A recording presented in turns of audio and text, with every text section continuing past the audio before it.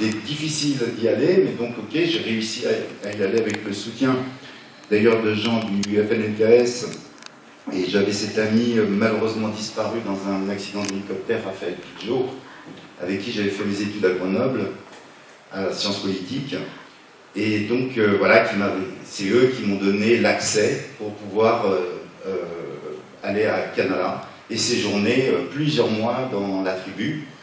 Et donc c'est vrai que 30 ans plus tard, alors c'est aussi voilà, le double honneur qui est fait, c'est que 30 ans plus tard, j'ai proposé à France O un projet de retrouver les 3 personnages principaux de ce film. Et voilà, c'est ce qui explique le fait que je viens de terminer ce film et que je reviens de Nouvelle-Calédonie. Par rapport à l'accueil du film, en fait, comme je suis revenu 30 ans plus tard pour retrouver les 3 personnages, je me disais, oh mon Dieu, comment je vais être accueilli, parce que le film a été diffusé nulle part. Donc il y a 30 ans, j'ai fait ce film, et j'ai entendu dire, bah, comment ils vont me recevoir. Et là, quand même, bon, d'abord, il y a une réalité devant moi, je préfère finalement ne pas voir. C'est qu'en fait, le film avait beaucoup circulé, mais il a été piraté de toutes parts. Et donc, il avait été acheté par le centre de l'ADCK, le musée Djibaou, Association de développement culturel Kanak. Et en fait, les gens à Canada avaient fait des copies, mais c'était pas les plus vieux qui avaient fait les copies, c'était les jeunes, et ils venaient me voir pendant le tournage, ah, j'ai vu le film, mais à peu près toutes les tranches d'âge. Et donc en fait, je crois que peut-être c'est aussi, pour les jeunes aujourd'hui, c'est rassurant de voir le combat qui a été mené par leurs parents pour arriver à cette situation, parce que ce référendum d'autodétermination, il n'est pas tombé du ciel, donc c'est vraiment le fruit de cette lutte et de la lutte de 88, mais on le voit aussi avec les tragiques disparitions de Marcel Nonaro, d'Ewa Machoro, qui ont quand même été assassinés par le GIGN, donc c'est quand même un meurtre d'État contre la revendication indépendantiste, donc si vous voulez, on rigolait pas à l'époque. Et donc, ok, et aujourd'hui, peut-être on pourrait s'interroger sur ce qu'est devenu la revendication d'indépendance. Et effectivement, c'est plus la même. Et je crois que c'est peut-être l'intérêt de ce film il y a 30 ans. C'est une photographie de cette revendication, mais on ne retrouvera plus cette photographie aujourd'hui. Et les choses se sont extraordinairement compliquées, avec des conflits maintenant qui apparaissent au niveau de la répartition économique, des règles d'une certaine façon. La France aussi arrive avec un modèle, et ce modèle-là, elle l'impose un petit peu aussi au peuple identitaire, enfin au peuple indigène, dont le peuple kanak, en considérant que c'est le mode de développement viable, donc il faut construire, il faut faire des SAS, il faut faire des sociétés à responsabilité limitée, sans vraiment comprendre l'histoire du peuple kanak, du fait que, grâce à la coutume, il y a une autre façon de vivre qui est possible. Et donc, d'une certaine façon, les choses sont un peu compliquées de ce fait-là, de ce mépris, d'une certaine façon, des grandes sociétés, enfin dites grandes, occidentales, par rapport aux petits peuples autochtones. Bon, j'ai pas la connaissance de qui tient les actions de la SLN, mais il y a d'autres sociétés d'exploitation du nickel, et je crois que plusieurs nations sont représentées, pas que la France, je crois le Canada, l'Australie. Mais quand même, ce qui est nouveau, c'est que le nickel, l'exploitation du nickel, ça devient un vrai défi pour le projet Kanaki Nouvelle-Calédonie pour l'indépendance. Je sais ça parce que Canala, c'est une des principales régions de production du nickel. Et donc, quand je suis revenu, là, 30 ans plus tard, c'est un ravage. Et, le dommage écologique est extraordinaire. Et en plus, c'est un ravage aussi sociétal. C'est-à-dire que les contradictions dans les tribus ont explosé entre ceux qui travaillent sur le nickel. Enfin, bon, c'est pas nouveau, hein, le nickel est exploité depuis le 19e siècle, la fin du 19e, mais enfin, entre ceux qui travaillent sur le nickel et puis ceux qui finalement n'ont rien. Et c'est incroyable de voir la pauvreté et le chômage à Canala et en même temps des bateaux qui quittent le port de Naketi avec des millions. Et donc cette pauvreté endémique qui n'a pas été réglée par l'exploitation du nickel, ce dommage écologique qui fait que si vous voulez, les rivières ne coulent plus au même endroit. Enfin, il y a un défi là d'ordre de réchauffement climatique. Et pour la Nouvelle-Calédonie, ça peut devenir assez catastrophique. Et en plus, des sociétés minières qui sont tenues par des élus kanaks. Ça n'arrange pas les choses. Comme la région Nord, par exemple, qui est tenue par des élus kanaks, eux gèrent le nickel et bien sûr, ils jouent le rôle de la mondialisation. Ils ont créé une usine en Corée, d'après ce que c'est formidable, pour exploiter le nickel à faible teneur. Mais en même temps, ils sont obligés de rentrer dans le jeu capitaliste et les tribus, à Canala, il y a une pauvreté, les gens sont délaissés. Et donc, bien évidemment, là, il y a des contradictions de type un peu presque, je sais pas, je voudrais pas dire lutte des classes, mais enfin, qui naissent maintenant un peu nouvelles dans les tribus avec une explosion des inégalités. Je crois que la violence coloniale a tendance à s'estomper maintenant, parce que la Kanaki se projette sur une société multiculturelle, ça n'est plus nié par personne, mais elle fait place à une violence sociale.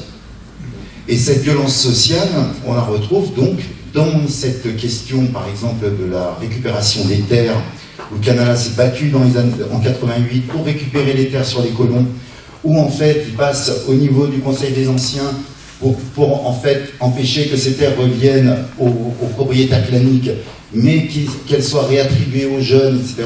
30 ans après, il y a toujours un problème avec les jeunes, il y a une surpopulation, et les terres n'ont pas été réattribuées aux jeunes. L'administration a défini des critères, et en fait, les terres qui ont été récupérées sur les colons ont eu un statut qu'on appelle de GDPL, Groupement de Développement Local Particulier. Donc, un GDPL doit prouver sa viabilité économique et sa rentabilité. Ah, vous imaginez, c'est quand même pas évident, dans les tribus kanaks, avec l'histoire qui est la leur, avec le système politique qui est le leur depuis des centaines d'années, d'un coup d'épouser le modèle GDPL. Alors il y a des tribus en fait qui se sont constituées en société anonyme, en SAS, pour aller exploiter le nickel. À Canala par exemple, il y a une société qui s'est créée, ils ont exploité le nickel, et puis il y a eu un conflit avec la région nord, avec les élus kanaks, et ils ont fait grève, et puis après ils ont fermé la ligne. Donc, vous voyez, il y a il y a en fait une violence sociale avec un héritage colonial indéniable. On a souhaité partager ce petit moment avec vous et être avec le CDTM pour organiser cette journée. Et pour nous, Calédoniens, on est attendu le 4 novembre. Le calendrier institutionnel nous donne rendez-vous le 4 novembre. Donc ça, c'est un moment important parce qu'on va être amené à se positionner. Et au-delà de ça, nous, on a aussi un autre calendrier, le nôtre. Le calendrier en tant que jeune Calédonien. Jeune Calédonien, jeune Kanak. Jeunes qui ont envie aussi d'être acteurs de la construction du futur pays. Quel que soit le calendrier qui nous est imposé, pas que par la Nouvelle-Calédonie, parce que l'État aussi, et vous êtes aussi concernés par ce qui va se passer le 4 novembre. Que ce soit ce qui va en sortir de ce référendum. Nous, on a l'obligation de continuer le travail, de continuer à faire grandir ce pays. Les personnes qu'on a vues là, pour la plupart, ils ont l'âge de mes parents. Ils ont fait un travail pour que nous, on puisse être avec vous ce soir, pour qu'on puisse être étudiants aujourd'hui. C'est des avancées qui sont importantes pour nous. Et on a notre part aussi dans la construction de ce futur pays. C'est des espaces comme celui-là, comme celui de ce soir, qu'on va essayer de partager avec vous pour dire nos motivations pour continuer ce travail. C'est pas la veille tout de suite là, du 4 novembre qu'il faut observer, c'est un processus qui dure depuis 30 ans déjà.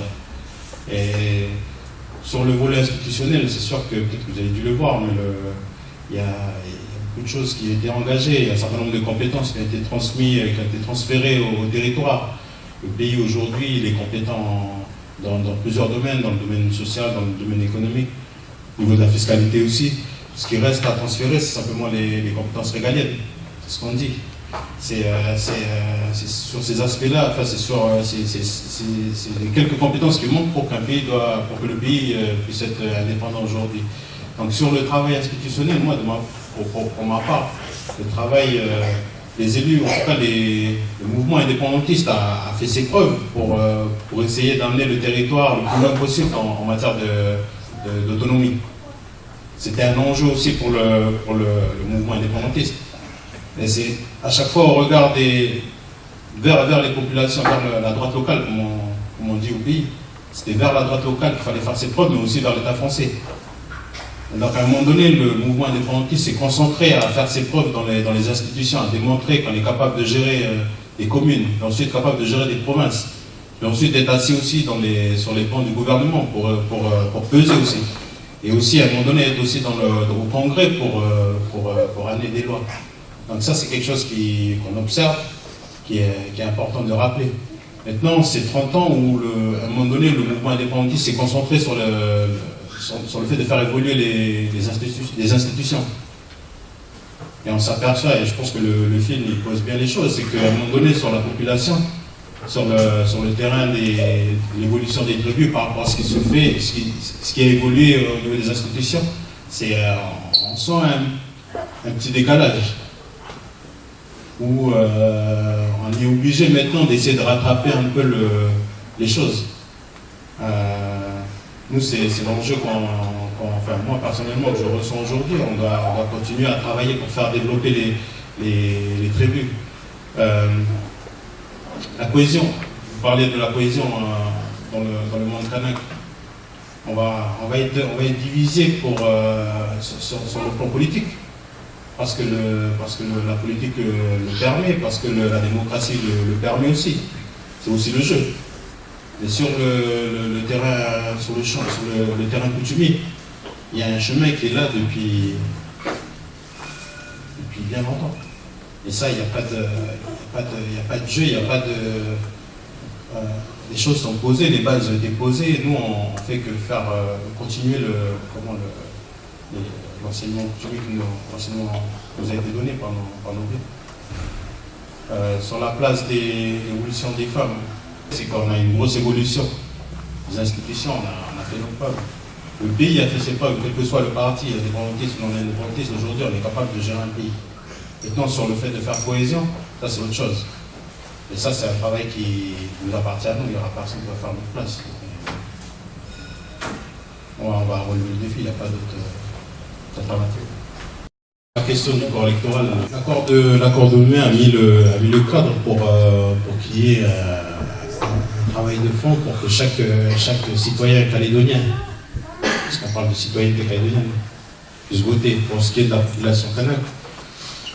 Je pense qu'il faut expliquer ce qu'on appelle les CNC. Alors j'ai plus en tête ce que ça veut dire CNC, mais en tout cas c'est des commissions qu'il y a dans chaque commune en Nouvelle-Calédonie qui a la mission de contrôler les dépôts de chaque dossier d'administrer et de voir s'il rentre dans les critères.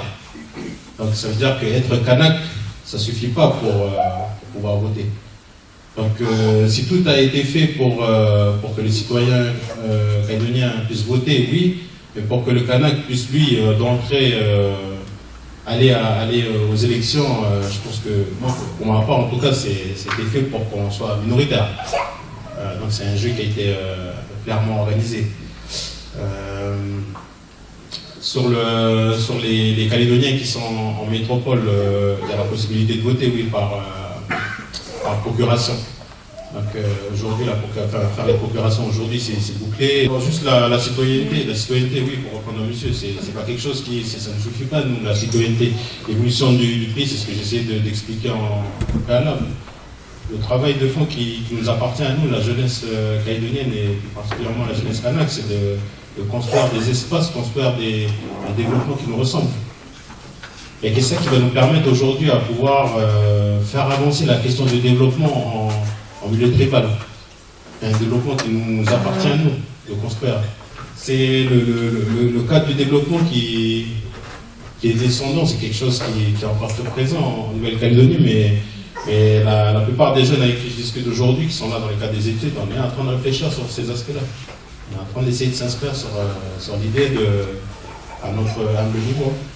Mais oui, voilà, pour répondre à la question, non, la citoyenneté, c'est pas quelque chose qui va faire décoller, qui va faire avancer le pays, quoi. C'est important dans d'un point de vue juridique. Une reconnaissance de tous. Le FNKS, il a démarré depuis 2 mois une campagne pour le référendum, campagne pour le oui, et sur la base d'un projet politique, justement qui reprend le texte de M. Miaille et qu'ils ont fait évoluer derrière. Il y a un certain nombre de choses qui sont évoquées, les changements qui pourront avoir lieu si le pays devient souverain. Mais avant d'aller plus loin sur cet aspect-là, je vais revenir un peu sur l'aspect du nickel. Oui, aujourd'hui, on est confronté à ce que dit Michel. Oui, il y a des gros défis aujourd'hui dans les espaces, dans les tribus, justement, par rapport à cette inégalité. Mais il faut pointer tout le développement qui a été engagé, tout le décloisonnement, par exemple, de certaines tribus qui sont en plein milieu de la chaîne aujourd'hui, qui ont accès au chef-lieu. Il faut souligner aussi tout le développement qui a pu être fait pour la population kanak à partir de cette richesse-là. C'est compliqué parce que c'est vrai qu'on a la faune et la flore qui font un sacré coup.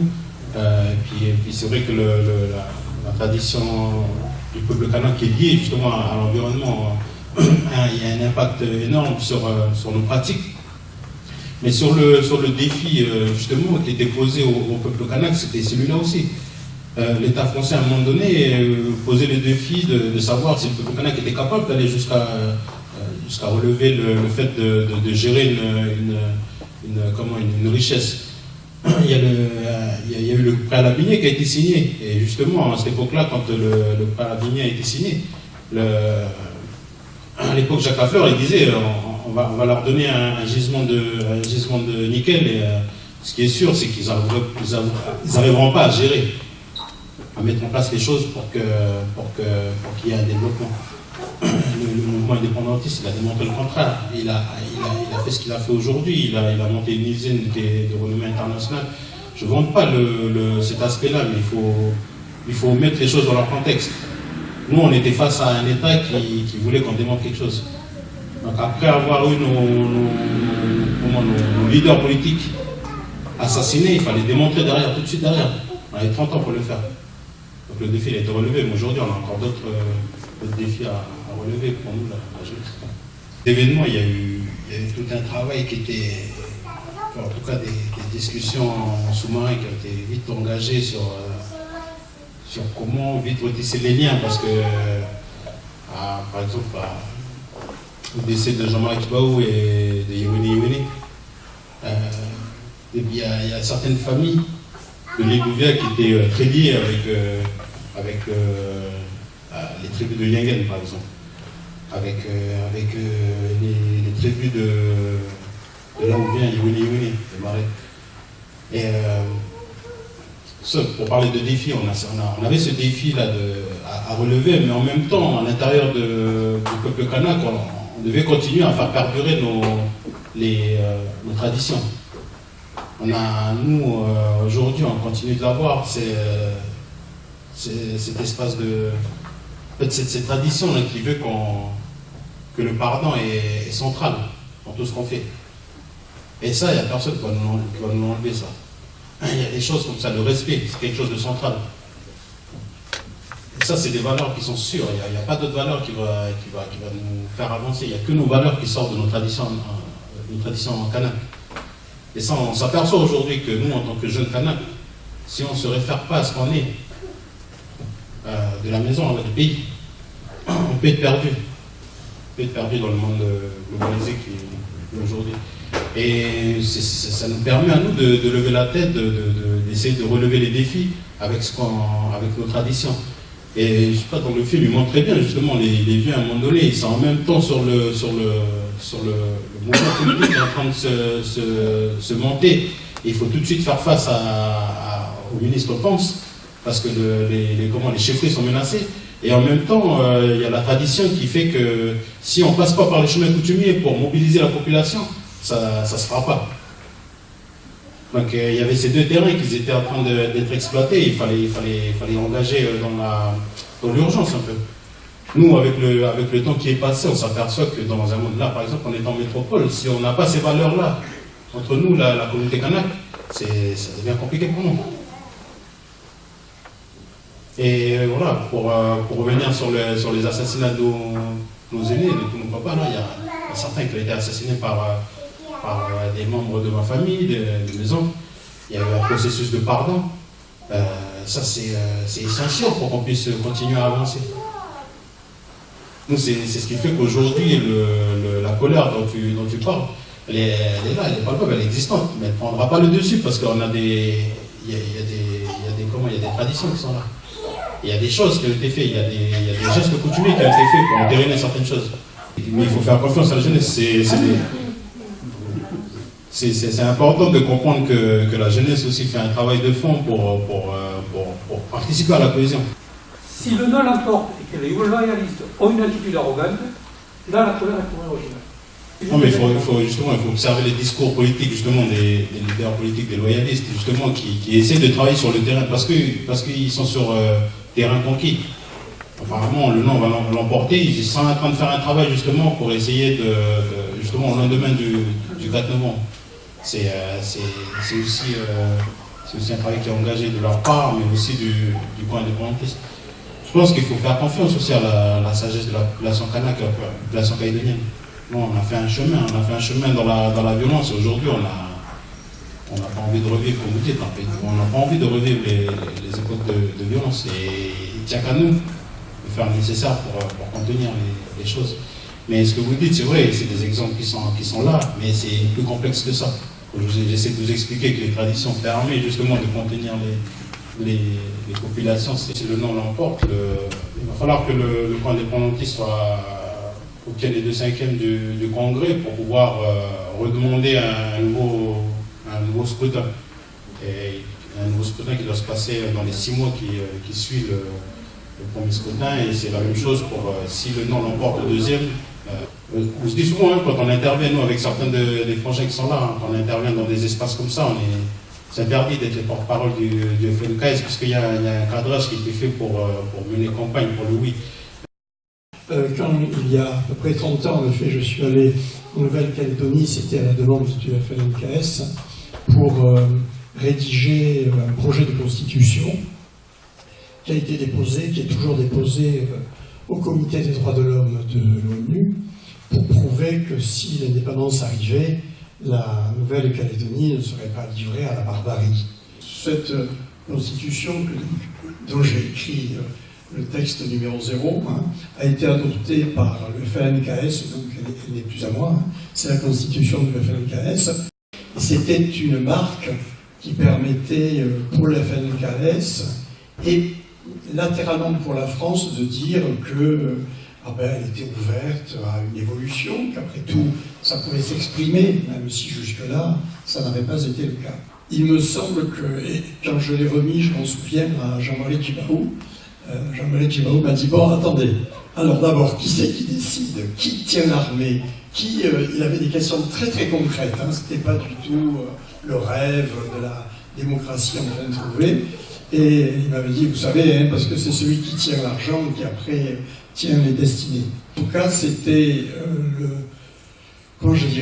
la manière dont le FNKS pouvait montrer que ce n'était pas un groupe du Luberlu sauvage qui se battait dans les territoires, mais que c'était des gens conscients de ce qu'ils pourraient un jour assumer complètement la gestion d'un pays. J'ai été le conseiller technique des Kanaks lors des discussions au ministère de l'Outre-mer, rue Oudinot, ça a duré plusieurs jours, et face au Kadosh. Et bon, je me souviens d'avoir au moins plaidé la culture kanak, puisque c'était un élément important, et notamment la citoyenneté kanak. Je ne vous dis pas la passe d'armes avec le représentant du Premier ministre, qui m'avait dit de très haut, monsieur le professeur, ça n'existe pas. Je disais, mais justement, c'est pour ça qu'il faut la faire exister. Ce n'est pas possible. Alors là, je l'ai pris d'un peu haut et je lui ai dit, mais attendez, vous savez qu'on est en France aussi citoyen européen, donc on peut avoir, indépendamment de sa nationalité, une autre citoyenneté. Et le lendemain, je ne dis pas qui c'est, parce que c'est un passage très important, la tête basse, et il m'a dit, j'ai consulté le Premier ministre, vous avez raison, nous acceptons la citoyenneté kanak. Mais avoir décroché l'idée qu'il y avait une citoyenneté, c'est déjà aborder un domaine politique qui fait partie d'une structure d'État, parce que la citoyenneté, ça n'existe que dans un État, ça n'existe pas dans un vague territoire administré. Administrés, ils le sont depuis 2 siècles. Ils sont l'objet de l'administration. Citoyens, ça veut dire qu'ils sont peut-être les acteurs des décisions de demain.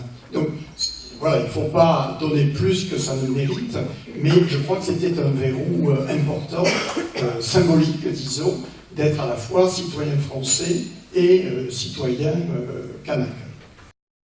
Alors, une chose sur le développement économique, je vous cite une petite anecdote avec Jean-Marie Djibaou. C'était ici, enfin à côté, à Lunel, où on avait une séance de travail. Et Jean-Marie Djibaou m'avait dit, ah ben oui, on parle toujours évidemment de la culture kanak, de la tradition. La tradition, bon, très bien, mais il faut s'inscrire dans l'avenir. Et il m'avait dit, vous savez ce que c'est pour moi la grande victoire demain de la tradition kanak? Alors je ne savais pas que dire. Et alors il m'a dit, je vais vous dire, c'est quand on vendra dans des supermarchés des objets, et dessous on verra, ce sera marqué « Made in Kanaki ». Et je trouvais que c'était pas mal comme clin d'œil. C'est-à-dire, on n'est pas condamné à devenir une sorte de réserve archaïque où on continuerait à vivre comme il y a 300 ans. On s'inscrit dans le monde d'aujourd'hui, mais c'est nous, Kanaki, qui pouvons produire et pourquoi pas vendre et faire des bénéfices, avoir une économie à la limite prospère et ne pas être des assistés ou condamnés à avoir, oui, une économie de soumission aux grands flux économiques qui vont nous submerger. Et lui, il pensait surtout, évidemment, là-bas, à l'Australie, le Japon et la Nouvelle-Zélande. C'est ça qui nous menace. C'est pas forcément la France lointaine, si le pays devient indépendant. Et d'ailleurs, quand j'avais écrit le projet de constitution, à la suite de réunions tous les jours, avec un conseil de vieux sages, je me souviens qu'on avait l'idée, qui aujourd'hui existe, de créer un Sénat coutumier, mais j'avais fait prévaloir que ce Sénat coutumier n'aurait pas le dernier mot en cas de contradiction avec l'Assemblée élue au suffrage direct. Et que donc la démocratie prévalait sur le maintien des coutumes, et ça avait été accepté. Donc comme une sorte de transition, on ne peut pas bloquer par exemple des projets politiques, socialistes notamment, au nom de la coutume, en disant non, on ne peut pas bouger. Donc les choses pour moi étaient intéressantes, telles que je les ai vécues, et telles que j'imagine aujourd'hui on peut peut-être l'imaginer. J'avoue que je ne sais pas très bien comment un jeune kanak, aujourd'hui, voit les choses. Les jeunes qui ont entre 25 et 35 ans, qui, quand moi j'y suis allé, avaient 5 ou 6 ans, ou 10 ans ou plus. Et comment, du fait qu'un certain nombre sont entrés un peu dans l'économie, surtout dans l'administration, même si le plan d'être les 400 cadres, c'était quand même assez limité. Je crois que malheureusement, beaucoup de Blanc avait plutôt profité, Caldoche avait plus profité de cette promotion que les Kanaks. Donc je ne sais pas aujourd'hui comment un jeune Kanak, puisque je sais qu'il y a quand même du chômage à Nouméa, comment le sous-emploi, avoir le chômage, l'alcool, le désœuvrement, peut-être un peu le sentiment que toutes ces histoires, ils n'en sont pas aujourd'hui les bénéficiaires. Si un jour, je l'espère, la Nouvelle-Calédonie devient la Kanaki, j'espère, pas simplement indépendante mais socialiste. Voilà, ma contribution et l'intérêt que je continue de porter pour ce petit bout de terre, en disant si un jour il devient indépendant, je crois que je ferai le voyage pour aller à la fête de l'indépendance. Tu sais que la France s'est battue aussi pour sa liberté, et que nous on se bat pour la nôtre, ils ne sont pas capables de nous la donner quand même. C'est ça. Ça, c'est un constat qui est indéniable. Donc, à un moment donné, ben, il faut regarder les choses en face. Et puis, les Français, ben, vous avez aussi vos batailles aussi. Donc, imaginez un jour le roi, au moment donné, ben, le roi il gagne et puis vous êtes toujours comme ça. Vous comprenez? Non, mais c'est tout bête. Hein. Donc, du coup, par rapport à la colère, elle est là, la colère. Elle est là, la colère. Il y a eu des combattants pour la liberté de notre pays, dont le papa qui est là. Vous imaginez que tous nos indépendantistes qui sont morts au combat, ils n'ont pas vécu cette injustice-là. À un moment donné, ils sont arrivés à un moment donné où ils ne sont plus écoutés. Ils ne sont plus écoutés, on revendique, on nous prend pour des imbéciles, on nous prend pour des cons. Et au final, tu es obligé de prendre les armes. Et je pense que la maman qui vient de parler là, ben, et le monsieur là, moi je ne veux pas être pessimiste, mais le non va l'emporter pour moi. Parce que la France a fait un travail, même si moi je pense qu'on a été endormi pendant toutes ces années. Alors avec les accords de Matignon, j'étais enfant, mais voilà, après je vois comment on est, mais on a été endormi. Depuis les accords, il n'y a plus eu de vrais indépendantistes, politiciens qui a œuvré pour moi. C'est mon avis personnel. Et après, c'est vrai, on est venu faire des études, c'est bien. Mais en même temps qu'on vient ici, il y a des métropolitains qui sont partis là-bas, qui sont devenus calédoniens, qui vont pouvoir voter, qui ont le droit de vote. Et ce que disait le grand frère là, par rapport à nous-mêmes, en tant que Kanak, on n'est pas sûr de voter. Donc en gros, la France a bien fait son travail. Quoi. Et je ne suis pas d'accord avec Michel parce que la colonisation, elle a peut-être disparu sur cet aspect qu'on le connaît. Mais il y a une autre sorte de colonisation qui s'est mise en place aussi. Donc ça, c'est des choses qui ne sont pas dites, mais à un moment donné, la colonisation aussi au niveau de l'Internet, il y a tout. Donc honnêtement, moi je ne suis pas confiant pour ce référendum. Perso, je n'irai pas voter parce que ça ne sert à rien, strictement rien. Les jeunes au pays, ça fait longtemps que je ne suis pas rentré, mais bon, j'ai des contacts là-bas. C'est vraiment, les jeunes Kanaks, je parle, hein, c'est pas vraiment en live. Il y a beaucoup de choses qui se passent que on comprend pourquoi. Parce que c'est encore une fois, on est les premiers fautifs. Mais à un moment donné, avant la colonisation, c'était quoi? C'était la religion et l'alcool. Là, la colonisation, c'est Internet. Les jeunes, ils sont focalisés que sur ça. Ils sont plus dans les tribus, ils ne respectent plus rien. Peut-être c'est une minorité. Mais voilà, peut-être que je me trompe, hein, j'espère. Mais honnêtement, après le FLNKS, moi je pense qu'on a dévié de notre objectif. Je pense qu'on a été endormi encore une fois. Après, voilà, pour finir mon intervention, vous avez dit vous-même il faut mettre la coutume dans la base de notre travail. L'État français a fait un copier-coller. Ok, on fait ça, on va là-bas, ok, on va adapter un tout petit peu. Non, nous là-bas, notre base, c'est la coutume. Si la France elle reconnaît ça et qu'à un moment donné, elle nous conserve par rapport à certaines situations qui se passent là-bas, ok, d'accord, mais jamais on aura l'indépendance politiquement, parce que la politique, c'est la France, c'est eux qui ont écrit tout.